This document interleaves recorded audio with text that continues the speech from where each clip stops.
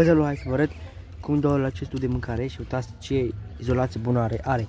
Această hârtie are și folie, are și lemnul, așa că ia uitați-vă. De aici am lăsat o scândură de asta, am tăiat și hârtia,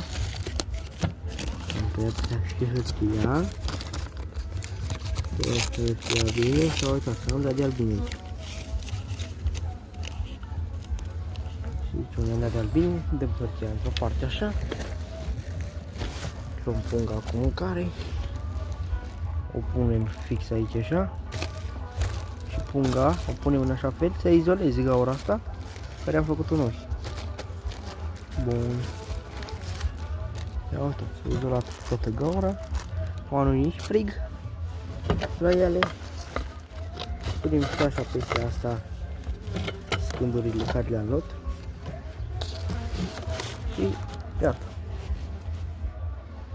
Și cam așa. Când se gata punga, se lasă mai la vale, se lasă la vale. Cam așa.